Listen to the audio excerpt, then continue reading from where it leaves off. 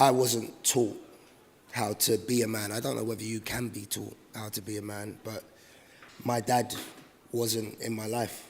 I knew that I wanted to be in his life and I wanted him to be in mine. And whatever happened, it's a complex relationship that I had with him, and I'm sure a lot of people may relate, but my dad was an alcoholic. So a lot of the times that I would see my dad, he'd be drunk. I didn't really care as a child because I just wanted to see him. So, you look up to this person that you hardly ever see, but when he comes around, he takes you out or whatever. He'd be something, there was a time he was drink driving and the police wanted to stop him and he wouldn't stop his car. So it became a police chase. And I remember being told by him, just duck down in the back, son. And he kind of pushed my head down behind the seat. I was excited by it, to be honest, and it was my dad. I didn't know anything was wrong with it at the time. I think only when I became a man myself and I had my first son, my dad came. Basically, I was filming, and my dad went to my partner at the time and said that he'd spoken to me and that I'd said it was all right for him to take my son, and we hadn't spoken at all. And he didn't bring my son back for 2 days. And I think at that point, that's when I realized, do you know what? He's not a good influence. He's not a positive person.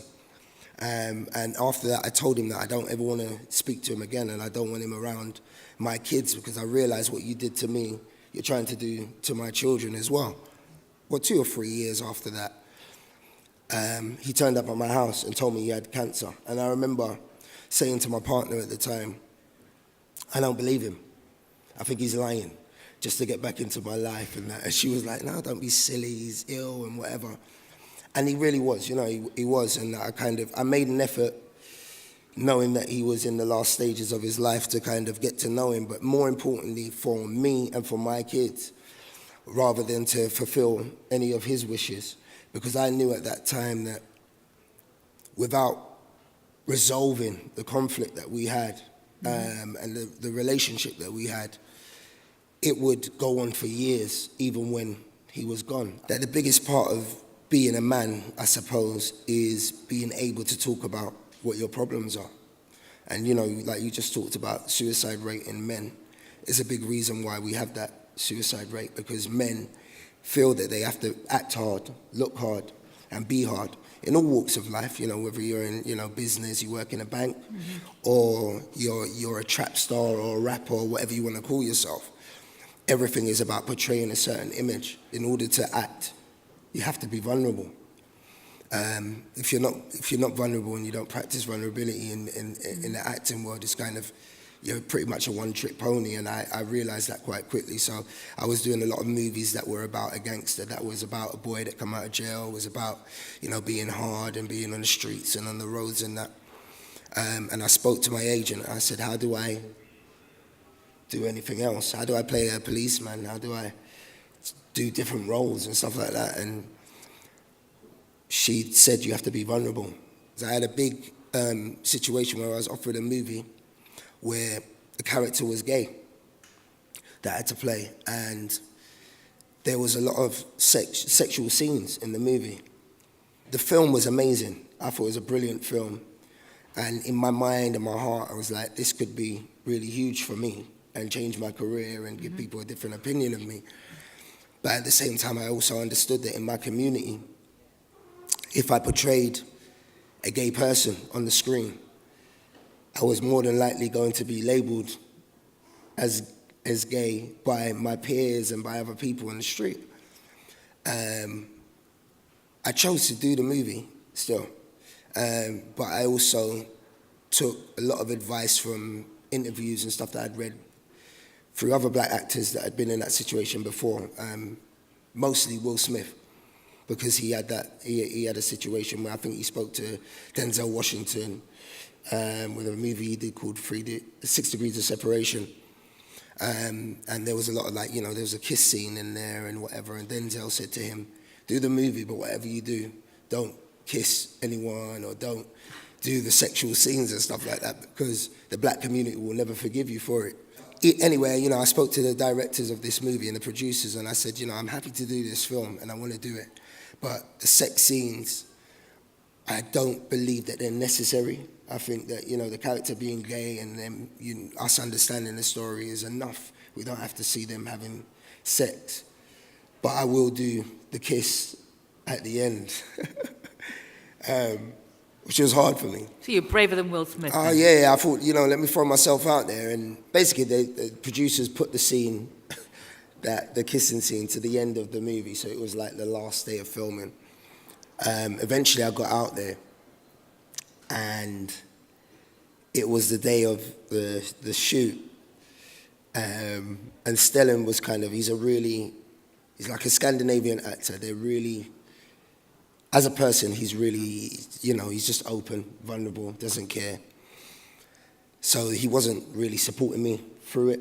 And we got to this scene, and I just thought, I have to dive in. Let's do this. Yeah.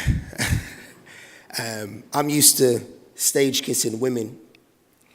I've been lucky enough to be playing against female actors that accept me using my tongue or, just kind of full-on kissing and stuff. And when I went to do this scene, the natural thing for me to do was to, I tried to put my tongue in the guy's mouth. And he went, cut! Cut! Ashley, what the hell are you doing? And I was like, man, I'm so sorry. I'm so nervous about this. I don't know what to do, man. And that was kind of my, after making the movie, I spent months just thinking, oh my God, what's going to happen when people see this film? What's going to happen to me? This and that, whatever. And the fact of the matter is, I've got a lot of respect for it. I've got a lot more work for it. People believe in me more as an actor. I've been taken more seriously about what I do. And my peers respect me more. And the backlash that I expected to get from, my community, the black community, wasn't half as bad as I thought it would be. If a straight guy portrays a gay guy, actually that's a sort of solidarity in a way.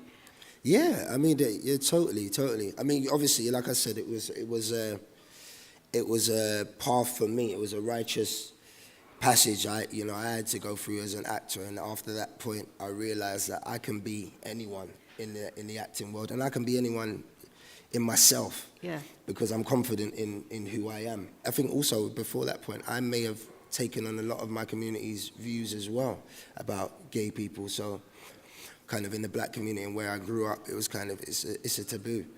Were you frightened of becoming a dad yourself? My eldest son, I'll use as an example, I suppose. He's 16 now. I've always kind of strived to kind of give him the best life, and all my kids, but with him, him being the first, I'd never wanted him to be involved in the stuff that I was involved in. For me, it took myself being locked up for possession of a firearm, to be honest, and going to prison, being sentenced to jail for 1.5 years for having a gun, to realize, the minute they shut that cell door on me, I was like, what the hell am I doing here? How did I get here? This isn't me. Like, I want my mum. You know what I mean? I'm like, I'm not meant to be here. And I pretty much spent the rest of my sentence waiting for the door to open, and every time it did, thinking, are they going to go, sorry, we made a mistake? What happened was I got caught up with the wrong people. I followed a lot of other people's ideas, values, and I didn't stick to what I knew was best for me and who I was as a person.